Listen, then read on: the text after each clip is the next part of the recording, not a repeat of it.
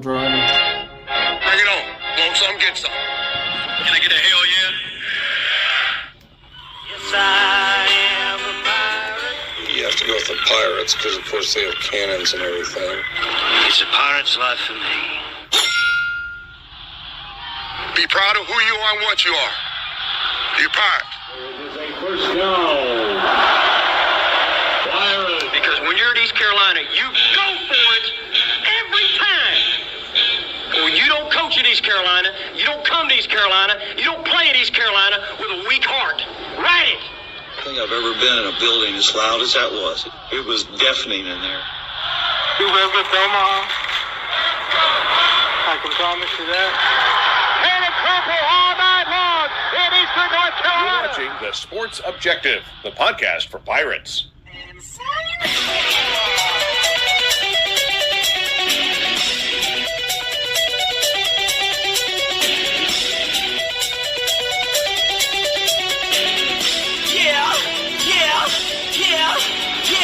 My heart is purple and gold. I'm a pirate down of my soul, and I don't back down, not at all. Find out when the cannons explode.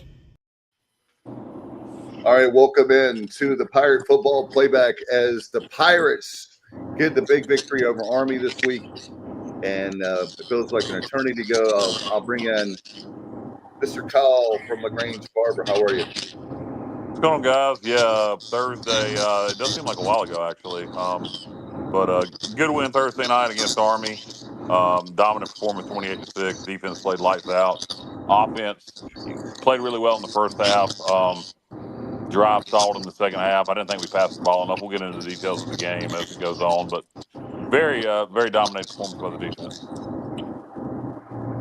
Yeah, what's up? What's up, Matt Semenza? What's up, guys? Hey, happy to get the conference win, especially against an academy. I think two sides to the coin. You have a defense that's playing really good football right now. Played very physical the other night, and definitely carried that team to win. And right now, offensively, you have a team that's in a little bit of disarray and trying to find their identity. So, but hey, great win, and looking forward to breaking it down tonight. No doubt. Stevie Fly, brother, what's up? What was that? I don't know. That wasn't me. I'm not going to What's up, guys? Stevie. How's everybody doing tonight? I'm hanging in the big metropolis tonight. Yeah, from commissioner to commissioner, I know you're doing well. And what did you think about the Pirate win on Thursday night against Army? Should have been a lot worse than it was. Should have been, 4 points left on the board. I know we'll talk about. Kyle's already mentioned drive stalling and turnovers in the red zone. And I know Johnny's got some good stats. He laid it out there on another show the other night we were listening to. So Johnny's going to hit us with some good stats tonight. I see what you did there, Stevie. What did I do? The other show. Yeah. Oh, what? What are you talking about? I mean, they didn't mention our name. That's my point. I found out that Kyle and Johnny are Avengers. I didn't know that. Well, we are the Avengers. We're the Avengers of Pirates Nation. We got Johnny Stats here. Johnny, what did you think of the game quickly as we open up here Thursday night?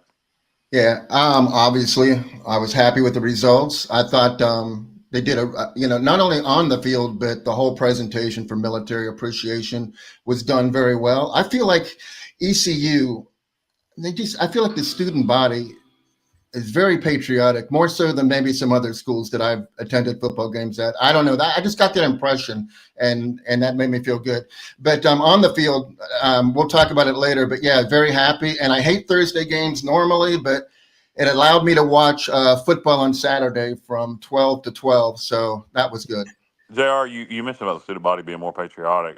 Two things on that. One, I'll tell you off the air because I want to get into it on the air that some stats I looked up. But you like stats, you'll like this. Then the other thing is I thought the other night, and maybe it was just because we were winning that it felt this way to me, but I didn't feel like they went too over the top to the point where the patriotic stuff made the home field advantage go away. I thought very much, particularly in the first half where the crowd went home, we still had the home field advantage. It was very patriotic, very appreciative, I guess, towards the military. But I thought sometimes in the past, when we played Navy, we've gone too over the top with it, where it took our home field advantage away. But then again, maybe it was just because we were getting our asses kicked by Navy. I felt that way.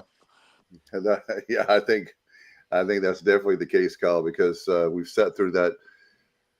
What was it, 2010 miserable 76 to whatever it was against Navy. 2010, and then Scotty's God, was it Scotty's first year or his second year? One of Scotty's years was about as bad as that 1-10. Yeah, People just always talk about the 1-10 because it sticks out so much.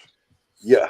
But I tell you what, really happy for the Pirates. And guys, one of the things before we break it down, I just was thinking about this as I was driving home, because I didn't get home to I'm still recovering from the Army game. 12:30 is when I got home on early Friday morning, and then I had to work on Friday. But anyway, one of the things I thought about, you look at this team, we're almost halfway through the season, which is hard to believe, by the way. After we play Tulane, it'll be the first half of the season, then we move in the second half of the season.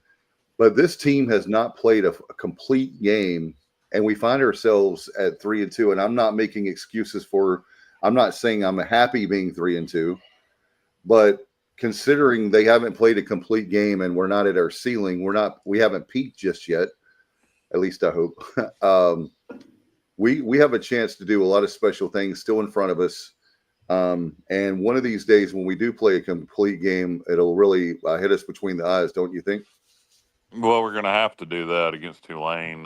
We got a whole week to even get ready for that one, so we don't have to really get into that yet. But to beat some of the better teams in our conference, like Tulane, like Memphis, we're going to have to play a complete game. I think, and Matt will get into this in a little bit, but I think, at least my assumption is, the reason we keep running the ball, and the passing game was there all night Saturday or Thursday, and we didn't go back to it with the deep balls like we did early, and we just ran the ball. And I think they're just determined to establish the run because they know we're going to need it against the better teams. Yeah.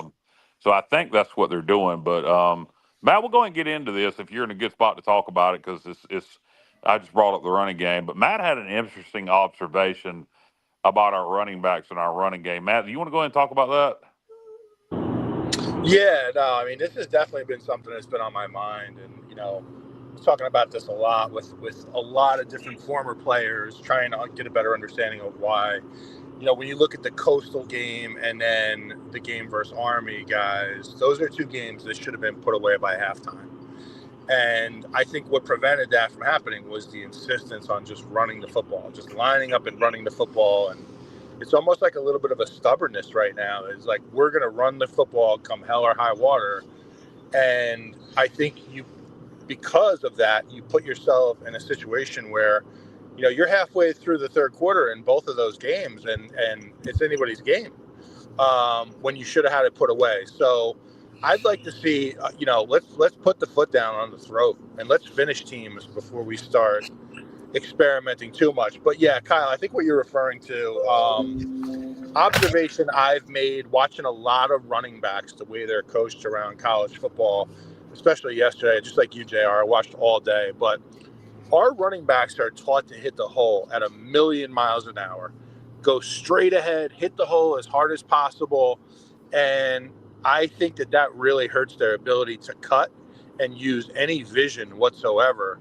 And I'd like to see a little more, maybe delay, mesh, and the ability for our running backs to get to the line of scrimmage in a little more of a delay manner, where they have the ability to jump step or jump cut, read the defense, use their vision. Because if you guys go back and look at that film the other night, there were so many rushing yards left on the field because our running backs are taught to hit the hole at 1,000,000 miles an hour, and they're just not able to use their vision. So hopefully I'm explaining what I see. Have you guys noticed that? I have, JR. I have. I've heard that a lot. Yeah. I have, Matt. And I think the reason they're coaching it that way, in theory, if you've got a good offensive line and you're going fast and you hit that hole at 1,000,000 miles an hour, and then you can get into open space, then cut. But our O line is not good enough to create these big holes. So you got to look where that hole is, and then adjust accordingly. Cut to the left, cut to the right. We just seem to hit the hole and go straight up the middle. And I'm with you. I think I understand why they're coaching it that way, and I think it has to do with our tempo offense and just go go go. Just hit the hole, don't think, just go. But you sometimes you got to look. You got to use your vision. You got to cut left, cut right. Think about, and I know this is going to sound funny, but it's a good analogy. Dave, you like analogies. Um, so think of it like making love to a woman. So sometimes you want to hit that hole 100 miles an hour and just go go go, and sometimes you just need to ease in there and nest your way a little left, a little right. Because I have children listening, so keep that in mind. tell them to leave the room. Well, You just gotta kind of ease your way in there. I mean, it really is like that. It's a good analogy, and sometimes it's like that. You don't need to hit it 100 miles an hour. You need to kind of ease your way in, left, right. Which way do I need to go?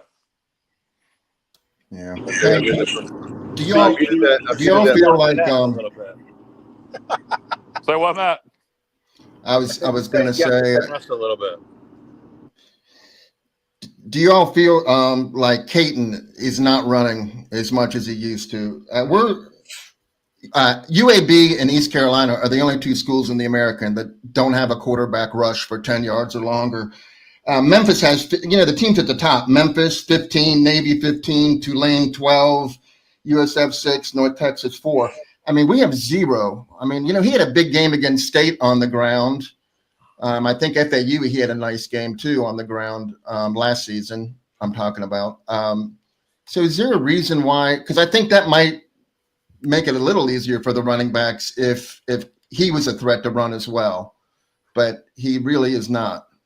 Yeah, and he has the ability. I don't know. I don't know if he's being coached not to run it as much. If it goes back to the injury he had last year, I don't know what it is. But you would think with Mike Wright on the team, we would see Hauser run it more because we have a little bit more confidence, I would think, in the backup quarterback. And again, I'm surprised we haven't utilized Mike Wright in the run game a little more. But I am surprised we haven't seen Caton run the ball more. And JR, that makes me wonder if they don't have confidence in Mike Wright or anybody else to run this offense right now. It could be, Kyle. I have an interesting stat on the rushing game. I thought Matt would like this one. Okay, so we only have 7 rushing plays of 15 yards or longer the entire season. 7. And they're by 7 different players. Like, nobody on this team has more than one rush over 15 yards. That's a crazy stat that I just can't figure that one out either. Why it is as it is. That is an interesting one, JR. And I think that's just because of how much we're rotating backs.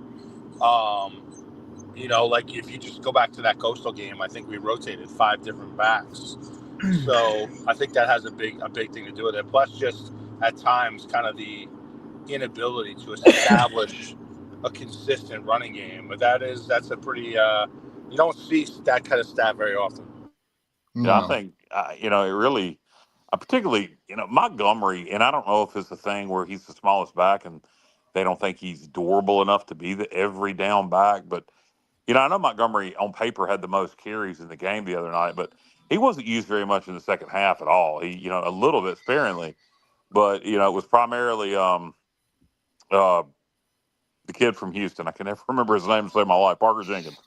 It was primarily Parker Jenkins, and then we used Gunn some in the fourth. But Montgomery is the one to me that has the most ability to break off the big runs. And the good thing about it is, you look at this offense and you have the pieces. You have the quarterback, you have the receivers, you have some quality running backs. The O-line's a bit of a work in progress, but I do think they're getting better game by game, and this off week should help things. So the pieces are there. I think 2 things. Again, I touched on it earlier. I think a bit of the problem on offense is they're trying so hard to establish the run because they know we're going to need it. And then I think the other thing is kind of what you guys talked about just then is not just at running back, but at receiver, et cetera. I think we're playing too many players. Yeah. I think they think it's going to pay off later in the year, and it very well might. We may be fresher late in the season than everybody else. But right now, I think it's keeping us from getting into a rhythm at times. Well, that's just like if you look at the last 2 or 3 games. I know we've talked about it from game one. Petaway, where was he at from game one? And then all of a sudden the other night they're trying to get him in the offense, and then somebody else just is taking totally out of the offense. Right after having that good game against Coastal, you didn't see him at all against BYU. So I mean, I don't understand the rhyme and the reason to what he's doing here with the offense. To tell you the truth, because it just seems like it's almost like I know it was mentioned on another show, trying to keep everybody happy so they won't transfer out of the transfer portal, which was a joke. But I just don't understand why you can't, unless you're still trying to figure out who you want to be in that regular rotation. I just don't understand what he's doing there. Stevie, I kind of really believe, and I'd like to ask, having an opportunity to ask JDB this, and maybe at one of these press conferences, post-game press conferences Dave's at, or either Alan Vick can ask Blake Harrell, is the amount of players we're rotating on offense have to do with trying to be fresh for later in the year by playing so many players? That's the only thing to me that makes logical sense. And you know what the counterpoint to that would be, Kyle? And this is not, I'm not saying this to you, but I'm saying this more towards if. Yeah, because I don't think it's a good idea, Matt. So I know you're not saying it to me. Yeah. So, like, the thing is this, if you put those games away in the first half, guess what? Guess who gets to play most of the whole second half? Your backup. And you can make the argument, Matt, that, well, you know what, these guys are playing now against Coastal, or, even against Army particularly, while the game's still on the line, so they're getting quality reps. So I guess you can make that argument, but let's not risk losing a game, particularly the Army game. And I guess it does. If they are doing that, I guess it shows a lot of confidence in our defense. But man, at some point, let's get one put away. Let's make it 35-6, and then let's work on that running game. I agree, Kyle. And the 50 running plays. I mean, 22 passes to 50 runs. Here's a news flash. We're a great passing team. That's not a problem. That's not something we need to try to correct. That's something we need to try to exploit. And he's not doing that. And he's like, it's been said 100 times, but wow, we got up to a big lead. Now let's pound them. But I don't, like, it's been said a million times, but I just wish we would keep our foot on the pedal for a while longer and mix the running game in. And I know everybody said Blake is letting John David Baker have full control of the offense, but if Mike Houston was still here, we'd be screaming conservative Mike. Yeah. So I do wonder if Blake's having anything to do with this. Like, he's an old school guy. He comes from a triple option background. If he wants to establish that damn run. Good question. It certainly seems like it. It certainly seems like it. And again, not to sound like a broken record, because I think we talked about this last week, but everybody wants balance. That's a fact, right? You look at all the great teams. Think of the great teams in the NFL, right? When the Dallas Cowboys made their great run, Aikman in the passing game. 21-50 ain't even. That's not balance. Think about right. Well, what I'm saying is, balance doesn't necessarily have to equate to a 50-50 split in play calling. You could set up the run through the pass and run for the same amount of yards when the game is over. So I think it's kind of odd to get hung up on how many the plays you're calling. Specific, are we running the ball equally to how many times we're passing it? And I agree that the mix the other night was very odd. Now, I got it in the fourth quarter when you're trying to hang on to that lead and just bleed clock. But up until that point, it just didn't make much sense. Well, Matt, I do wonder that, I can kind of tell even going into this game, Blake had a lot of confidence in our defense against the triple option this year. And I do wonder if he knew that defense was going to shut Army down the whole game, particularly once he saw it in the first half. And he basically told JDB, hey, run the damn ball. Let's just not turn it over, and we got this one. I wonder that. Everybody's putting it on John David Baker. At the end of the day, Blake Harrell's the head coach. So, he has overrule power to John. He may have said, hey, defense is playing great. I have full confidence in defense is going to keep them shut down the whole game. We got a 3-score lead. Let's just run the rock and not turn it over. Hello. Yeah. Hey guys, yeah, let's get some comments in. By the way, I wanted to mention Cindy was mad at me, so because we're trying really hard to get as many people in as we can. But the good news is a good problem. We have a lot of people watching and listening because it's Pirate football, and on top of that, we're winning. So Cindy, I apologize if It's also because me and JR are Avengers. Exactly. yeah, that's why. Avenger Power is But just the fact that I think a lot of people, what they're saying is, here's another thing, Matt. I wanted to get Are you. you going to put any of the comments up, Dave? Well, yeah, we can. Hey, Yeah. put Kenny Curlins up. He's got a good point there. We talked about this last week too, about how many penalties there. And I think Yeah. what Johnny, correct me. Yeah, if that I'm is a wrong, good point, Kenny. We have one penalty, right? 2 penalties. 2 penalties. Yeah. So yeah, we did a good job in a short week cutting down on that, cleaning that up. Yeah, a lot of pre-snap penalties against BYU.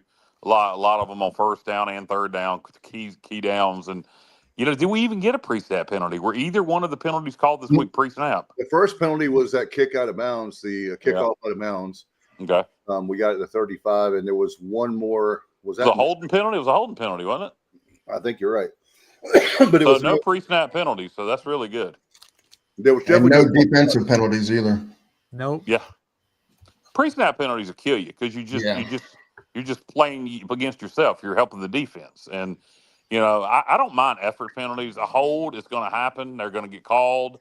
I don't mind a PI penalty against an effort penalty. What pre-snap penalties is a lack of focus. And another thing, did you guys hear my question to Tegan Wilk? No. What was it, Dave? Sorry, I was choking there, so I muted myself. I asked him about how big of a difference it made, having him out of the game against BYU, and he talked about it. It is important because he is. You mean question to Blake about Tegan Wilk? No, you obviously don't come to press conferences. They interview players. No, I don't come to press conferences, Dave. I have an inability to drive. You say shit like that like I can just get there. What are you talking about? There's a thing called the post-game press conference. You're at the game. Well, I'll tell Jessica that she can't get home and go to work the next day because I have to stay for the press conference. I know. I would just say there's a reason. Well, how about saying it a little different next time? That was unnecessary. I'm just saying Tegan Wilk was there at the press conference. I asked him a question, and you're challenging me. That's why I said I was there. Congratulations. You were there. I asked you, did you ask it to Blake or did you ask it to Tegan? That was a simple question. Didn't require that response. Tegan. I said Tegan. I asked Tegan Wilk a question. I said that. And I was asking for clarification. Anyway, I was asking him about that very thing of he does talk to the guys in the backfield, and he also he said, I'm not going to say any more about how I feel about that call. But the reason I brought that up was the fact that you're making a good point, Kyle, about penalties, which I think is ludicrous on the whole. I'm not going down the rabbit hole of targeting, but that did play a big factor in the game as far as not having him in the game. And as far as our defense is concerned, it didn't, obviously, on the offensive side of the ball with all the ridiculous penalties we had with the false starts. But anyway. Dave, to that targeting thing, because I like you guys, I watched probably 10 hours of football yesterday. And one thing I noticed is I actually really feel sorry for safeties in this day and age, because not only does the inconsistency vary game to game with targeting, like you'll watch 2 games and see the same exact type of hit. One game will call it a target, the other one won't. But it not only does it vary game to game, but it varies conference to conference. Now, the SEC, to me, lets their players get away with more. They let them play with a few less penalties. They don't just blow the whistle on those targetings as much as other conferences. So, yeah, I mean, look, we are definitely a different defense with Tegan Wilk on the field. He played a hell of a game against Army. I mean, he was coming downhill. He was hitting. And he was a perfect fit against Army the other night. I agree. So was the other safety, Marley. And your boy, Matt, you put it in a group text that you really think Sam Danka is playing much better this season. He had a great game. Great. He had the only sack. It's hard to sack Army. He had one, and he had a couple stops. He had a great game, and the two safeties were bringing it. Absolutely. And when your safeties can get downhill against an option football team, that's a good sign. I mean, number one, they didn't hit any deep shots on us, which is what I always worry about when we play an academy, because they lull you to sleep and then they usually find a way to put one over the top. Now, they did get one pass. We got very lucky because they dropped it. But sometimes you need a little luck. Look, I mean, God knows we've had our share of breaks against us over the years. So sometimes you get a lucky break, but we didn't give up any deep shots. The one big play they had on offense was a jet sweep on their first possession of the second half, where our middle linebacker was just a little out of place by about a step, and they creased us there. But listen, really good job by that team, physical. And I didn't mean to change this over to the defense until we were ready, but Wilk's name came up. Really physical, hard-hitting football, man. The defense was fun to watch. I agree. And Johnny, go ahead. I was going to throw this to you, Johnny. I mentioned at the press conference, and help me out because you're the stats guy, not me. But I did quick math. We've only given up in 5 games 67 points, which is 13.4 points a game. So I mentioned at the press conference, if you had told me, my point is, if you had told me that till this point, I know it's 5 games, I know it's not 12 games, but that we would only be giving up 13.4 points a game, I would have been really shocked. I would have thought that number. Dave, you're gonna win a lot of games at East Carolina with that number. And let's look at the BYU game. I mean, one of their touchdowns was off the pick, right? But the defense is definitely. Look, I'll eat crow right now, because the entire offseason, my concern with this team was the defense, and I felt very good about what we had offensively. It's turned out that right now the defense is the strength of the team. So, yeah, and I want to give credit to the defensive line and the linebackers. Army, when they didn't when they didn't get to the edge, they got nothing. So I did it play by play. They had 179 yards when they got to the edge for 7-8 yards a carry. And when they went inside, they got 69 yards, which was 2.4 yards per carry, which is nothing. Army can't survive on 2.4 yards a carry up the gut. They can't. So I thought we did a tremendous job, which really limited what they could do. And I think if you look at that may answer the question again, what I said earlier about why we ran the ball so much against Army. I go back to Blake. I'd be willing to bet you he told JDB, once we got that 3 touchdown lead, run the ball, they're not going to be able to score on us. Let's just don't turn it over, which, it's a bit too conservative for my approach, but I'd be willing to bet you that conversation happened. It may have. And, now, JR, you're the stats guy. What was what was Army's third down conversion rate offensively? I think I know it, but oh God. See, now, do you know? That's the thing about being the stats guy. I don't have everything committed to memory. That's the problem. But well, I didn't mean to put you on the spot there, but third down. They were 2 of 15. They were 2 of 15. Yeah. All right. So that's a hell of a number. I mean, that's as good as it gets when you can hold a team to 2 of 15 on third down, right, Stevie? Yeah. I mean, how many games would you win as a coach if you held the team? Oh God, I would love. But I would interject one thing to that, Matt. With Army, you got to look at fourth down. Yeah, their third down really is not. It's almost like second down, but it's still a tremendous stat and one that really helps you secure a victory for sure. It's speaking of fourth down fellas on offense. Johnny, have we? Our number, not to be Debbie Downer here, and I know we were talking about defenses flipping it back to offense, but our fourth down numbers are not, conversion rate is not good, right? No, they're terrible. We're 4 of 14. We're the only team in the nation that has not converted a fourth down 10 times. So, I mean, that's definitely not good. 4 of 14. And the thing is, there's some teams in our conference that are very good at it. And the other thing I talked about this was the red zone. And I know Kyle and Matt and you've all, we've had this discussion, but this is startling to me. Okay, so we're 20 of 29 in the red zone, which might sound okay, but it's terrible. No other team in the nation has more than 6 empty red zone visits. We have 9. And here's something for you.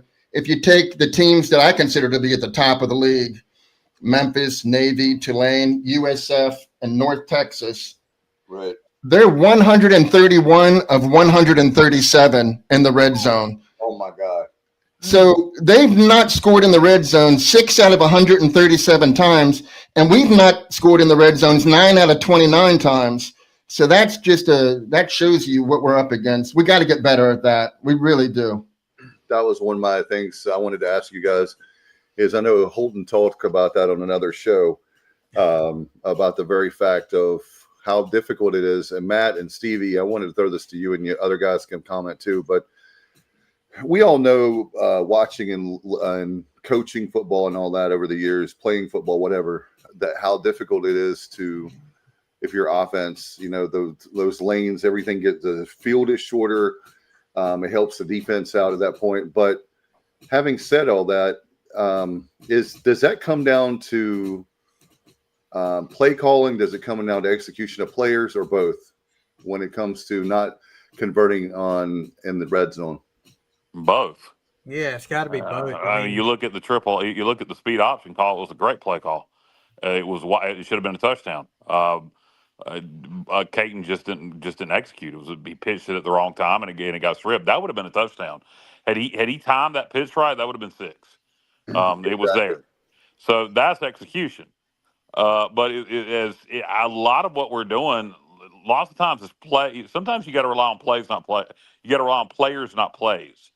And there's lots of times in the red zone where we got one-on-one matchups with our wide receivers, and we have talent at receiver, and we just don't like to throw jump balls. We don't like to throw one-on-one passes, jump balls. We did it one time to Yannick on our first possession. It was incomplete. It was almost caught. We ended up scoring on a QB sneak, but we need to do a lot more of that. That's where our advantage is. We have good receivers. We have good tight ends. That's where the advantage is. Just throw some one-on-one balls up and let the receiver or the tight end go get it. I think we're trying to be too cute with some of our play calls in the red zone. We're trying to out-scheme them rather than just letting players make plays.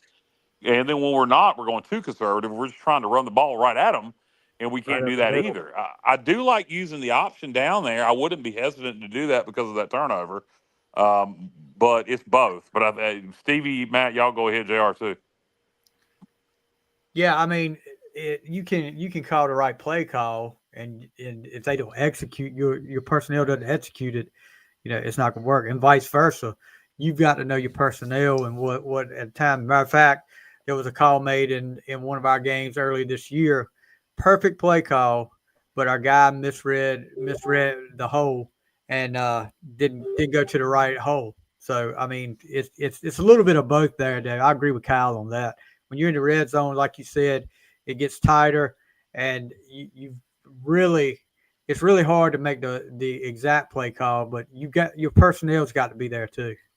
Yeah, you also our running game that kind of is a direct effect as well. The fact that we're not very productive in the running game.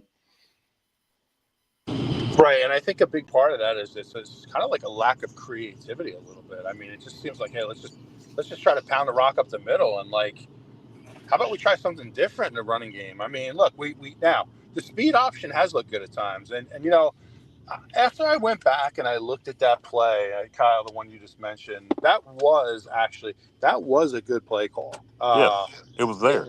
It wasn't executed properly, unfortunately. But I don't think just don't think like the running it up the middle is the winning formula for this team. Again, No.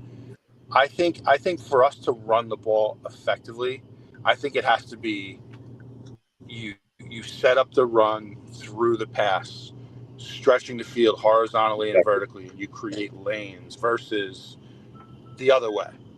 And I've always felt that way about East Carolina because the fact is, we just don't get we don't get O linemen like Georgia. We don't get O linemen like Alabama Right. here. I mean, we get Right. a certain type of O lineman that excels more in pass protection, especially this year. So I just think there's different ways to go about it. Now, I'll tell you what, the bye week comes at a perfect time for us this year. Yeah. I mean, it couldn't have come at a better time. You're coming off your conference win. You have a big game coming up on the road against a good opponent, and now you get 2 weeks to prepare. And look, I have a lot of faith in Blake Harrell. I really like Blake as a head coach. I think he's very tuned in to what we need to do to win. And my hope is that they really take a look at this, especially these red zone struggles, with a lot of extra time, and they just find some different ways to clean it up. Yeah, guys, that very thing. Let's do some comments really quick while we have so many people. Thanks again there's so many people watching and listening tonight. Will says, hell of an effort by the defense, a much better play on third down. Kenneth says, defense wins championship. Our defense continues like this. We'll be a contender in the conference. Axel says, but he goes against reasoning to go for it on fourth down, which ECU did at least 2 times and failed both times.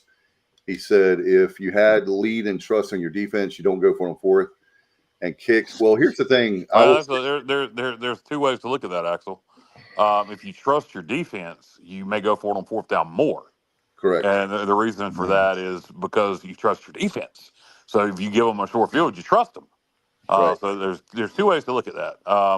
So I have no doubt they trust our defense. I just think it was interesting that Blake said on that field goal, fake field goal.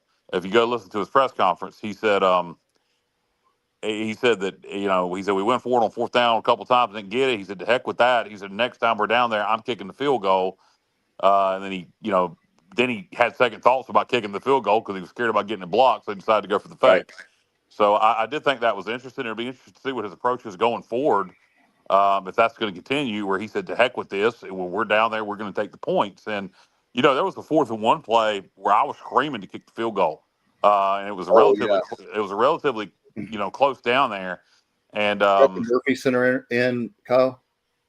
I don't even remember, to be honest with you, but I was screaming to kick the field goal, and we went for it on fourth down and didn't get it. Yeah, we was like we had a second down and short, 3rd and 1, and then we had a 4th and 1.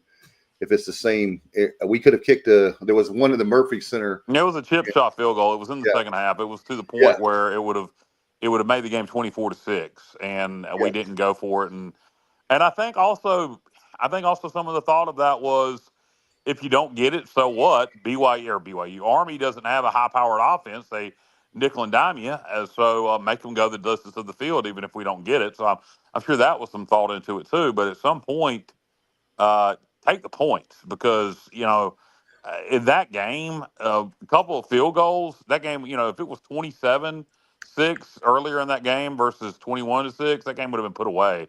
Because when we did have that one last score and keep it, that was in the 4th. But when we went up 28-7 or 28-6, it was ball game. Nobody was worried at that point. True. We got some more coming in. Let's see. Robert says, Army coach looked demoralizing at post-game presser, didn't really answer any questions, never saw the fake field goal coming. Well, Pearson, they ran Pearson out, and he redeemed himself after that muff punt against BYU. Man, that was brilliant. And I was going to say, hey, Matt, I was going to say, back in your day with Coach Logan, I know a lot of people say that with trick plays that means you don't have talent.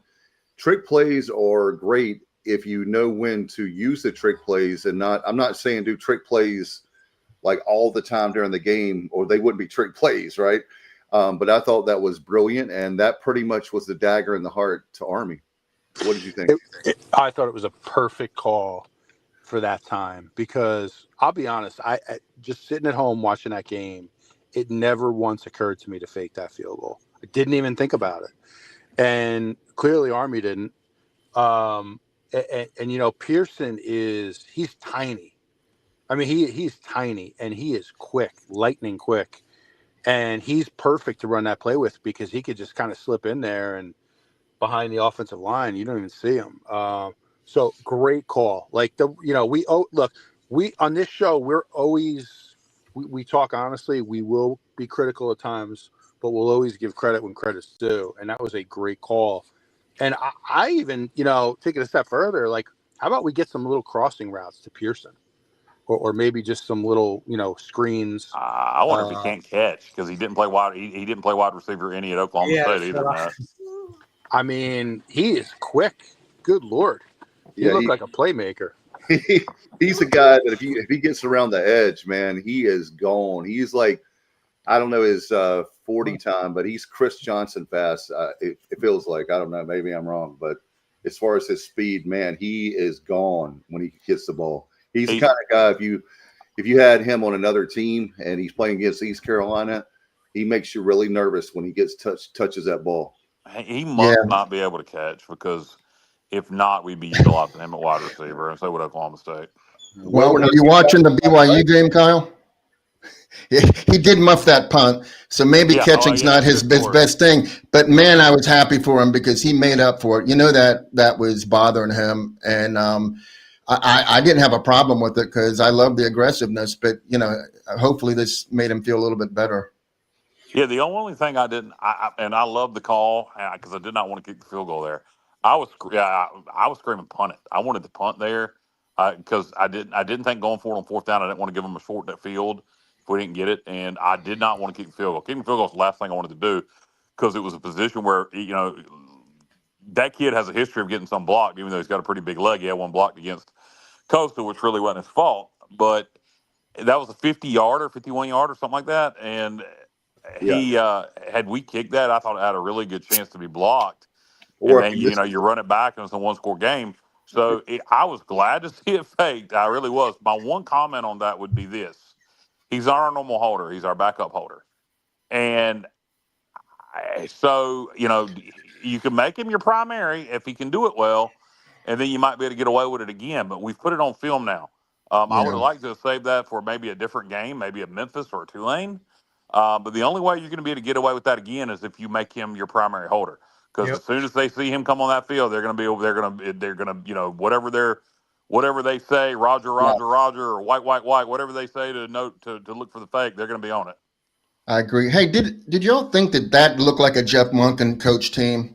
To me, I mean, it looked like a tired football team to me, Joe. They should have known that was not the regular holder. I mean, they know Kyler's the second. From what I understand, I don't think they saw. And that maybe that's you can blame the coaching, but I don't think they saw that he was. Well, that's a problem, though. Yeah. And then the other thing is, I think he's frustrated because he just doesn't have the pieces. I mean, he doesn't have the quarterback. We talked about that before the game, preseason preview. And his cornerbacks are tiny. Like both Smiths could have, they could have had a field day against them, but we didn't do it. But anyhow, he doesn't have the pieces this season, I don't think. I think to that point, JR, to that point, Dave, Emmanuel had a comment earlier that I thought was a good one regarding Yannick's touches. And 5+. He needs 5+ touches. Yeah. Great point. You got to get the ball in playmaker's hands. Yeah, I was going to talk about that because I said I was going to ask you guys this. I was saying in the press box on Thursday night, I was saying Yannick Smith is like, he's on fire right now. He's a guy that no matter what sport you're playing, give the ball to the guy that has the hot hand. And I understand on defense, you could maybe double team him. And I haven't looked back. Good. That opens other people up. Right. I'm just saying, my point is that he's the guy, your receiver right now, that's still playing with a hot hand. You got to give him the ball. So yeah, absolutely, Matt. Very, isn't that right though? I mean, Hauser have a great relationship when throwing the ball. I mean, the only thing that go ahead, Kyle. No, go I ahead, was man. going to make one quick little point, and then I'll be quiet. Yeah, if I was Yannick the other night after that Army game, man, as a competitor, I would have been like, on my way home, being like, damn, like, can I get the ball more? Like 3 touches against these little corners, they can't cover me. Like that's how I would see it as a competitor.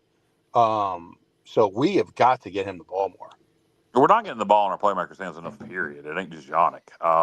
What the hell happened to Brock Spalding? Yeah, exactly. Yeah, in the second quarter, right? They were getting it. Was it the second quarter? He had like 2 in a row. It may be, Here we but he go. ain't getting enough catches. The only thing, again, I'm gonna give the coaching staff the benefit of the doubt on offense. The only thing that makes sense to me is if we are just so determined to get that run established because they think they're going to need it when we play the Tulanes and the Memphises of the world, and so they are just going to continue to work on it until we get it. The only way to this point, the only way you're going to get better at something is to do it in real game situations. And I think that has a lot to do with it. But I'm kind of like mad on that. Are we coaching our running backs upright? And are we hitting the hole too fast every time instead of taking the time and doing cuts?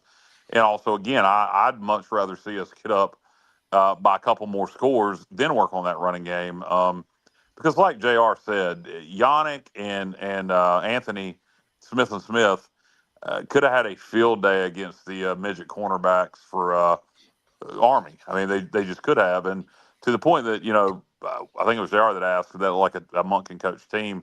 I think they're retired because I've watched Army play twice this year against Tarleton, and then against North Texas, and he spoke at nauseum in his press conference on Monday about the Army or about the East Carolina game. Monk, I'm speaking of, about how he thought he had a very tired football team, and he was worried about the short week and the travel from New York down to Greenville because of how tired he felt they were after the North Texas game, overtime game where they played over 90 snaps on both sides of the ball. And I do think that contributed to that. I do think that was some of what we saw on Thursday night was a worn out football team.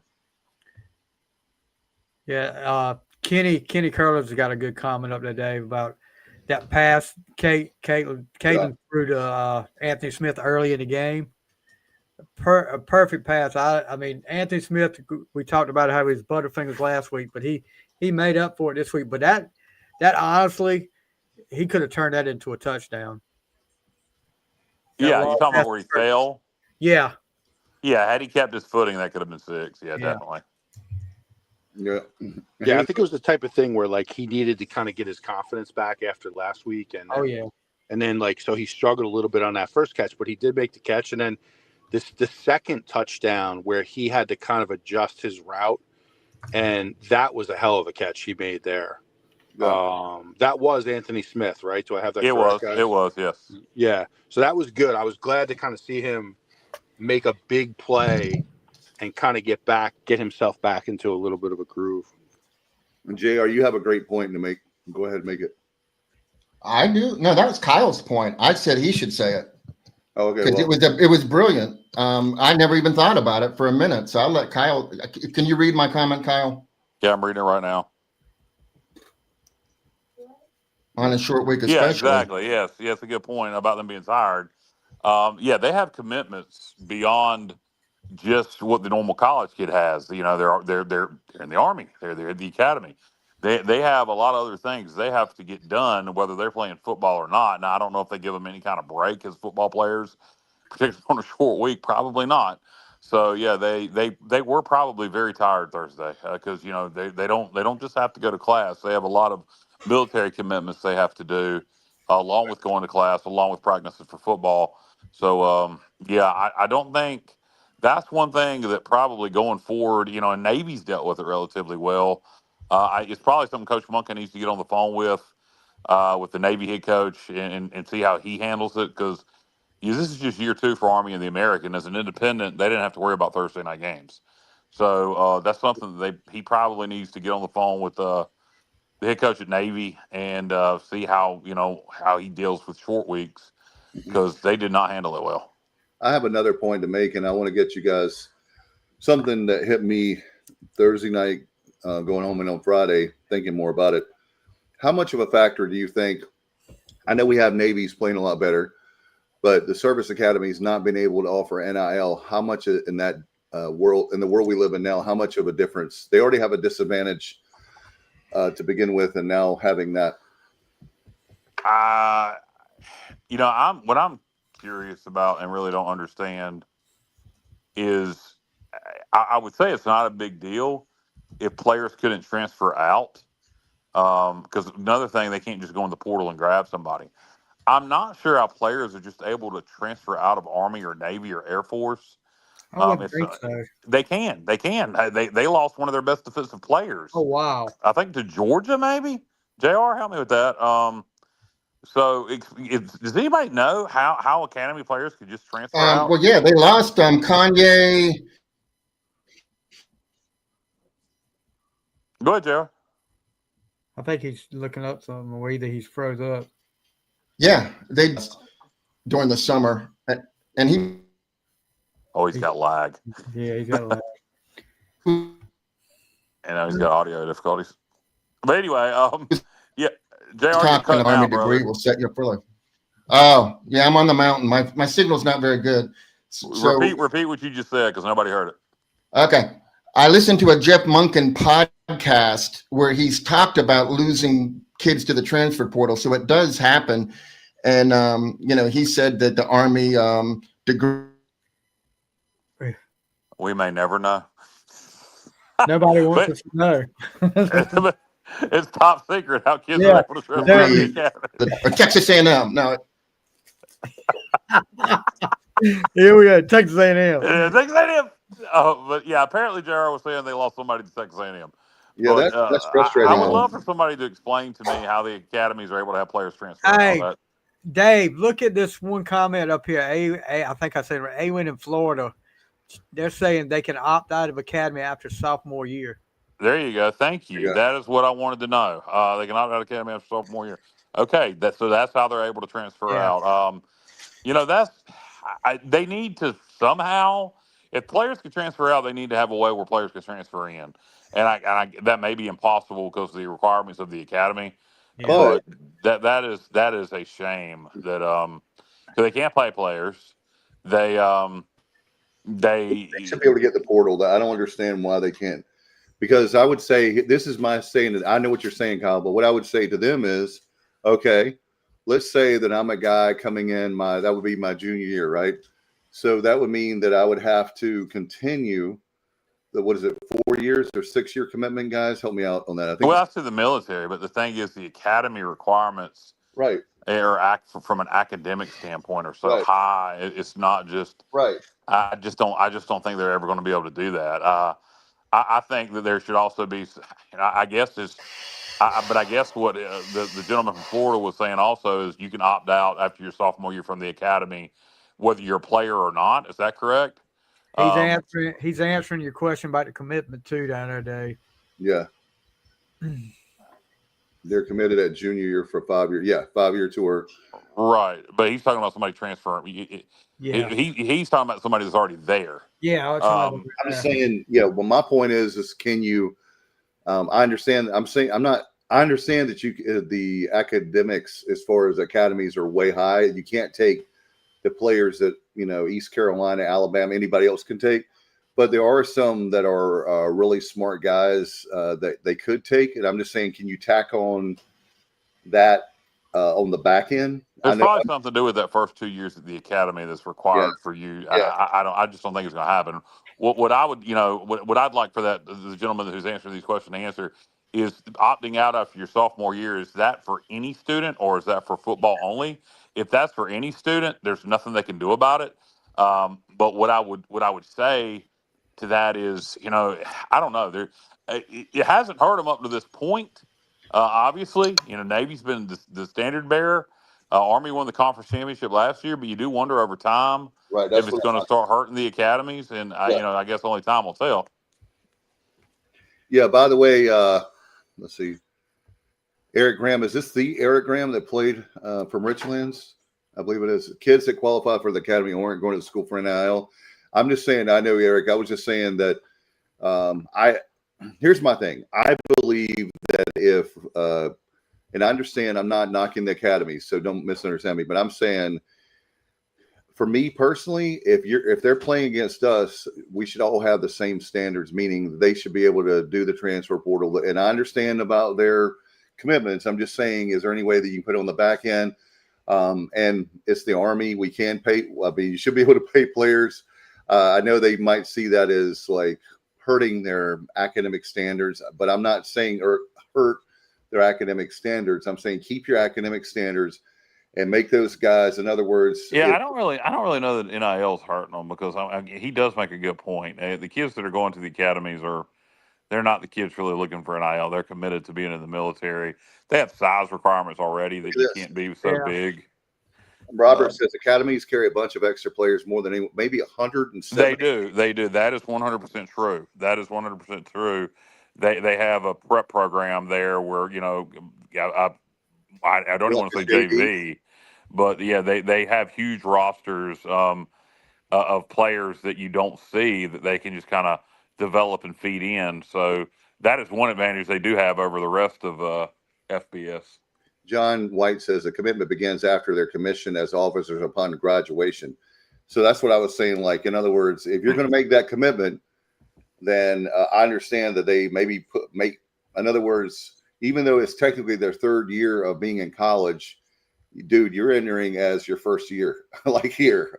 And maybe there's some people that wouldn't do that. But I mean, for me personally, I love the Army, Navy, and Air Force, as long as we're not playing them. And I have issues at the high school level about charter schools being able to play regular high schools and things like that because we're not playing at the same standards. So it's the same thing with college for me. I would love, being how much I love the military like you guys do, I would just like to see it where they would be allowed to do that. But Well, I'm that's sure across the board in college football now. I mean, when you look at the SEC and the Big Ten and the other power conferences, particularly the SEC and the Big Ten, and look at the amount of money they're able to pay players versus the rest of the FBS level. I mean, we're already playing at disadvantages. So the fact that Army Navy is a little bit more of a disadvantage, it was a good point by, was it Robert that made that point about the 170 man roster? Robert, That does kind of help them a little bit. That is one advantage that they have that we don't. Yeah, Eric's talking about, and I realize this, Eric, if junior wants to transfer in the Army, they essentially miss 2 years of military training. And that's why I was saying, I understand that point. I'm saying, in other words, if you're a junior and you're transferring in, then you have to tack on, you're at the beginning of. You're a freshman. That's what you're saying. Even though academically you may not be. Right. Right. So I don't know. That gets complicated. I don't know. Yeah, I don't really think there's anything they're going to be able to do about that as we sit here today. But maybe one thing that would kind of help things, maybe just, how about this? You go to Army or Navy or Air Force, you can't transfer out.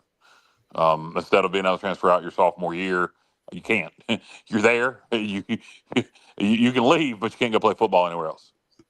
Yeah, Justin says, Dave, talk about charter schools. Our AD at Eastern Wayne won't let us schedule charter school. Here's my thing about charter schools. So everybody will understand this is not political at all.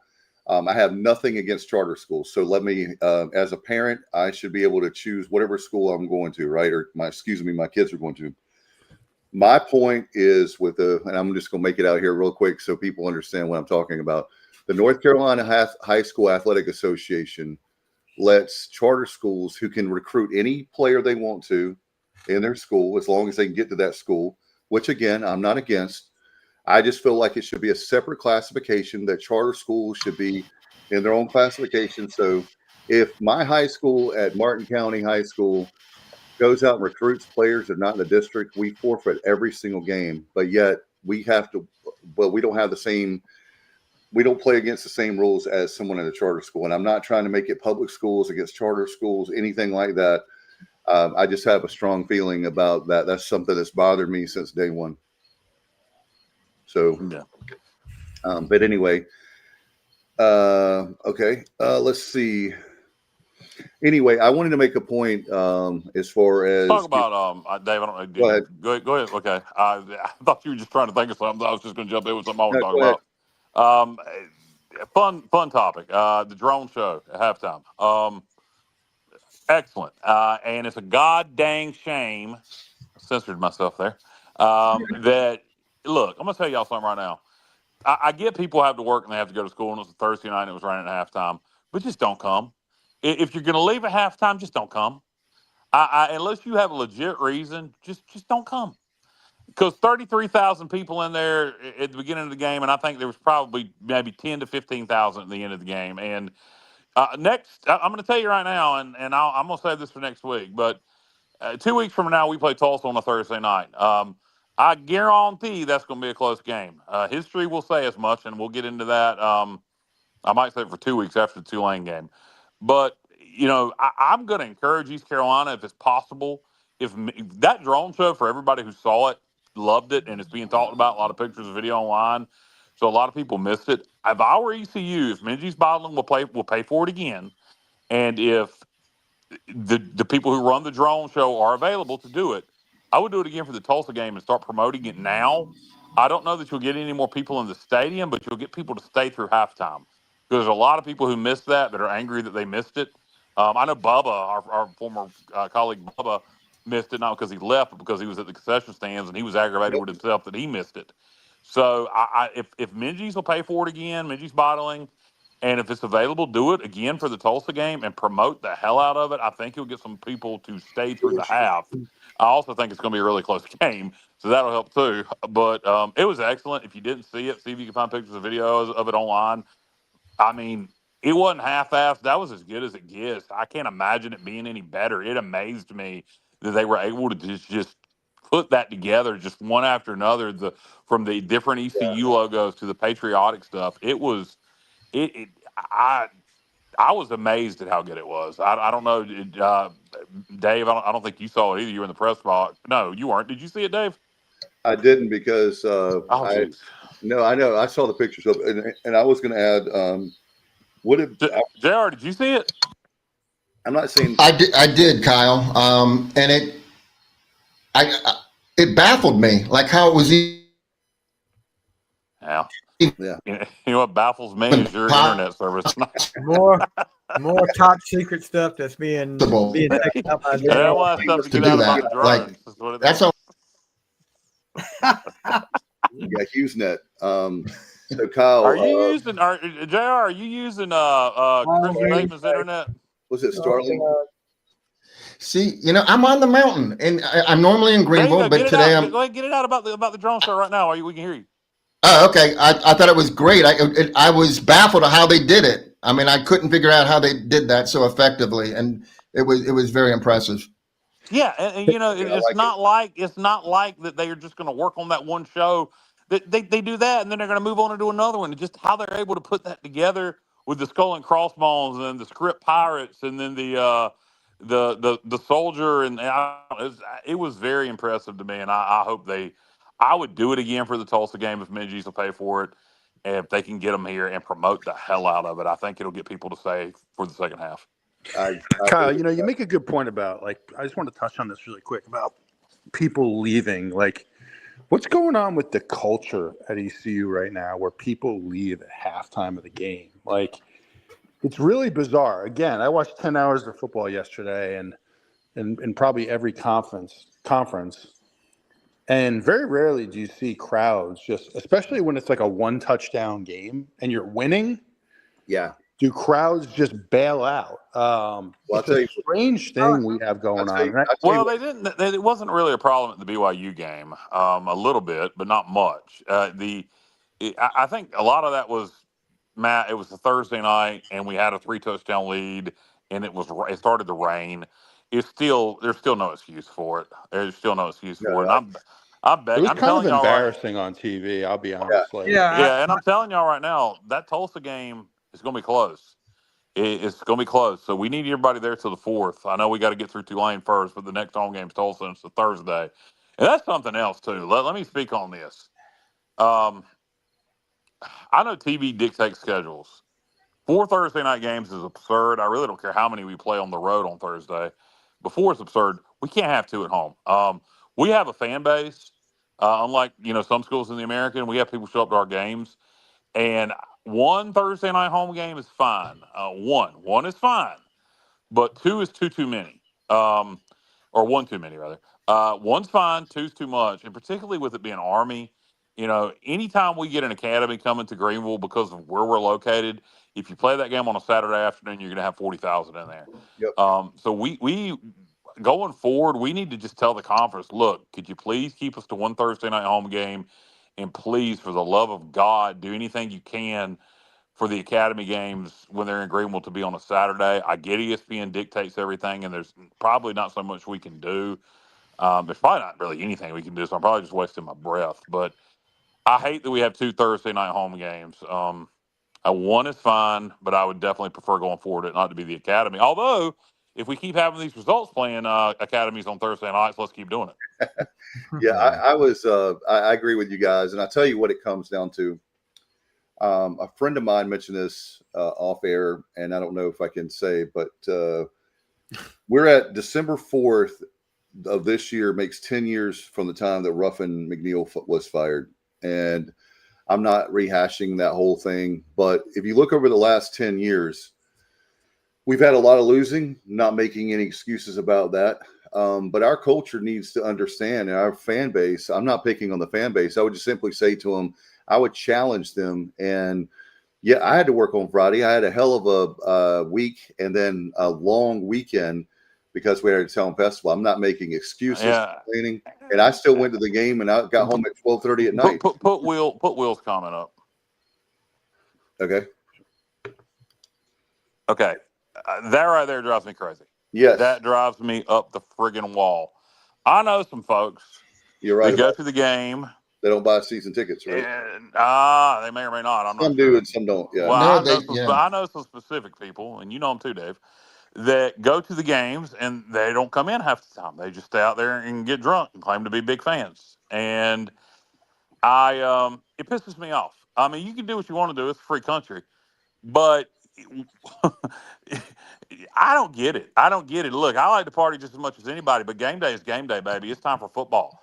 And get your asses in there. You go to the tailgate lot and you sit there and get drunk and eat barbecue and sit out in the parking lot and then cheer on the Pirates. You ain't a freaking fan. You're not doing a damn thing to help the team. You're not doing, I spent my money. Well, so what?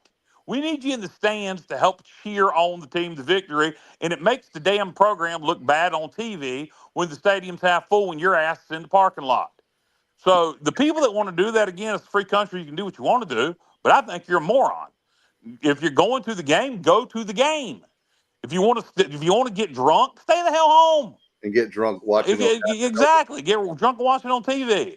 I say what we do, and we really ain't nothing we can do for like the Epps lot, but any Pirate Club lot, make a damn requirement. You have to have you cannot return to that lot until the fourth quarter. If you do, you have to leave. Nobody can sit in the park. No loitering once the game starts. I know I'd probably go over like a damn lead balloon, but I swear to God I'd do it. No loitering on Pirate Club lots once the game starts. That'd eliminate most of that crap. But I not a fan of it. And there was another comment saying for us not to pick on the fans about the weather. Look, if you got a medical reason where you can't be out in the rain, I completely understand that. I totally 100% get that. There was a time in my life where I wouldn't have wanted to be out in the rain for medical reasons. But unless you're elderly or you have a medical condition, put on a poncho and get over it. Yeah, no doubt. Well, I tell you what, but my point to the whole thing is if you compare, I would just say this, every season is different, but compare the crowds before 2015 and after 2015. They used to always stay. We used to have people what we're missing still, guys, is we're missing the casual fans. And here's what I'm saying by that. Kyle talks about people drunk. I'm talking about the people that do show up to the games, the people that maybe buy the season tickets because they go, ooh, look at this schedule. You've got NC State and you've got Memphis and you've got all these great home games, Army. And there are people that buy season tickets based on the schedule, right? So that's why when I talk about scheduling, people get mad at me for talking about scheduling inside the administration. They need to understand that we are, and they know it, a business. And the way that you help your gate is by having a strong conference. We have the conference games. You can't dictate that, but you can dictate the non-conference games. So people aren't excited when we play Campbell, but we had a decent crowd for that. We've been playing well, I also heard, by the way, guys, that I want to get your take on this, but for those that are listening and watching in the panel also, I was one of my Pirate friends. She said that she waited a whole 25 minutes in line for the concession stands. Yeah, I'll touch on that actually. Was that this week or BYU? Army. Yeah, there's no excuse for that. I'm gonna touch on that. And normally that kind of topic, Dave, about the concession stands, I would say, who cares? Let's move on. But I'm gonna touch on this because I saw there's something firsthand. Two things that pissed me off the other night. Um, Me and Jessica went up to the concession stands when we first got there. I always, grab something to eat when I go in. That's typically what I eat for dinner if it's a night game. And so I went to the stand. I got a couple hot dogs and a soda. The dude handed me one hot dog. This is two things. This is kind of more just, are you an idiot? The dude handed me a hot dog. Then he had another one, and I took the other one. And the guy goes, "Were both of those for him?" No, dude, I'm stealing the effing hot dog. What the hell kind of question is that? I want to slap him. But here's the other point. Jessica was just getting a drink at another concession stand, and she literally, the young lady who was making a fountain drink, it probably took her 3 minutes to make one fountain drink. My grandma, who's dead, could move faster than her. I don't get it. I don't. If you're that unmotivated, just go to the house. That's the problem. When you got people that are so unmotivated, they're sitting there taking 3 minutes to make one fountain drink. Yeah, you're going to be waiting 25 minutes at the concession stand, even though the stadium's half empty. So yeah, that kind of crap. That we need to improve on that. I don't know what you do about that. And then I told you the way that whenever you have they've gone cashless, not only because of COVID, because it speeds things up. But we talked about it with Ryan Robinson on our show when they have that at NFL games and professional sports. And we talked about this before. I think we did. If we didn't, but my nephew is a really big fan of movies, and he buys the AMC popcorn, deal, $25 a year, whatever it is. Can we have in the lake amusement parks? Can we have it where I buy a souvenir cup? I have one from an amusement park that I have from 5 years ago. I still have. I used to drink drinks out of. Give us maybe a seasonal cup or some kind of thing, and pay a certain amount for the season. The same thing for popcorn, where all I have to do is if I show that I have that bucket, quickly give me the popcorn and get the hell out of there. The same thing with the if you have that, or like we talked about before, where you pay so much per game, like $10 for the cup, and you just go to the souvenir station and do your cup, and that will help out eliminate another thing. And it seems like I'm being critical when I say this, Kyle. You were talking about the unmotivation.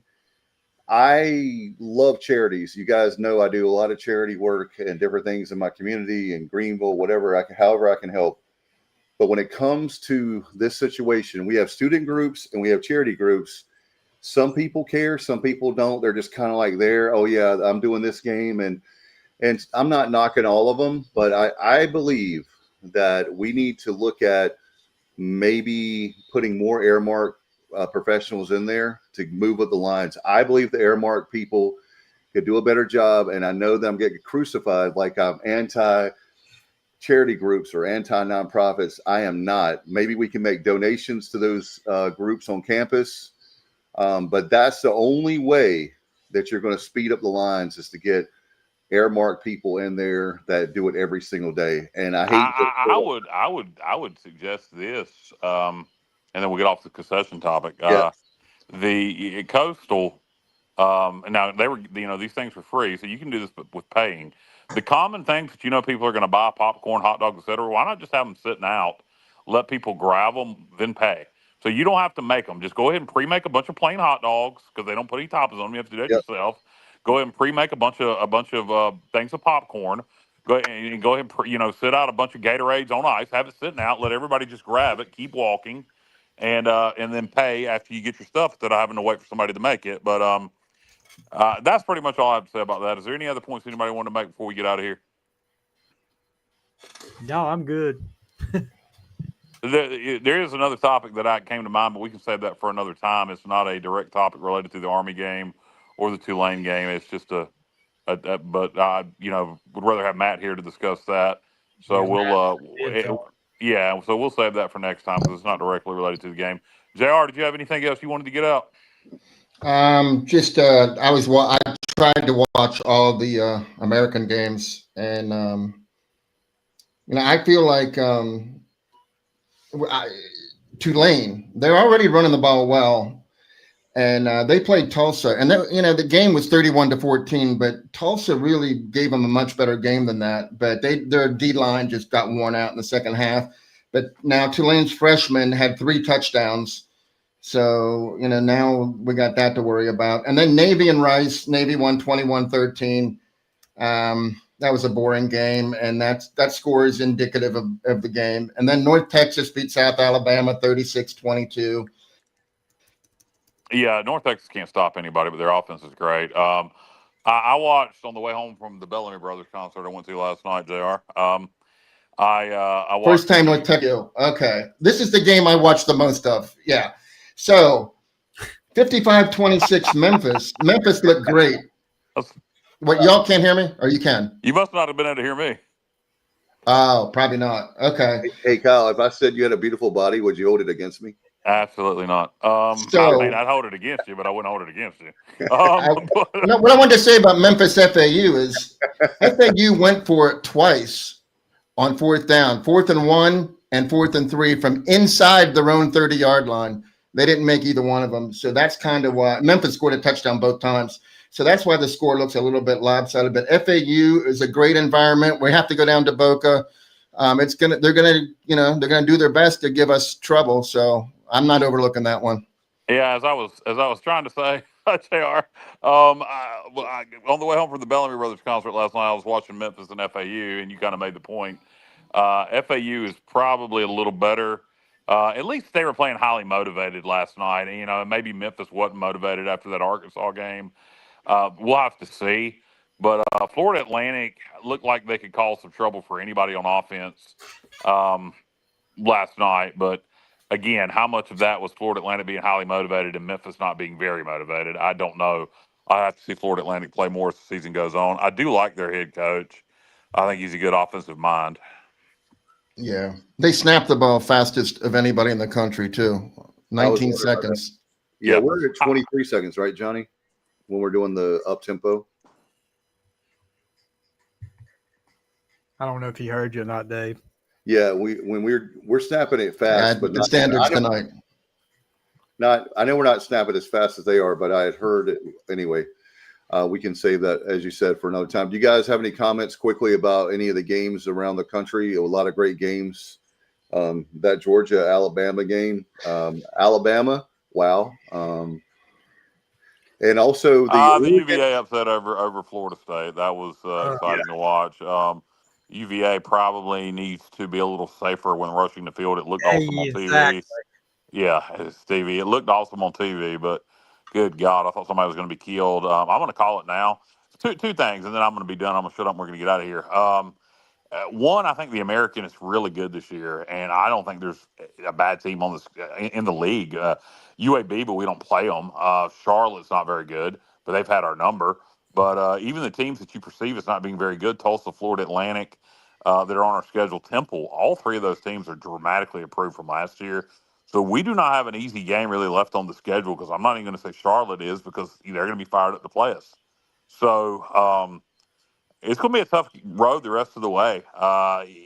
There's going to be a lot of close ball games, but I'm going to make a bold prediction now, and I'm going to keep saying it. I'm going to speak it into fruition.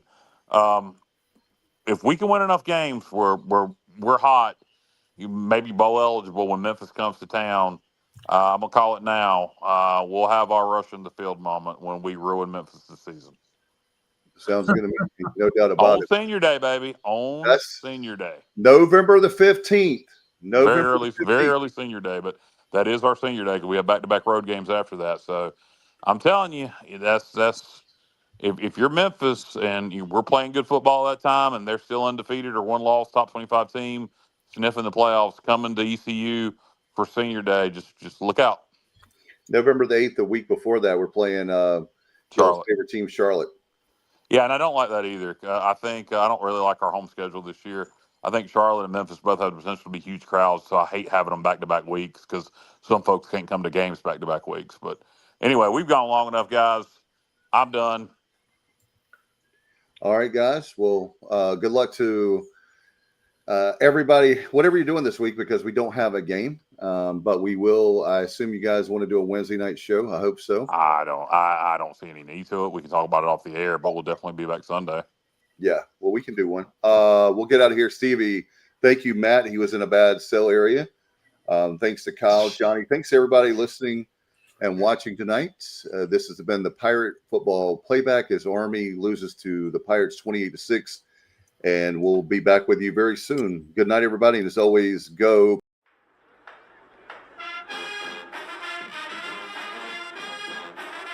You're watching The Sports Objective, the podcast for Pirates.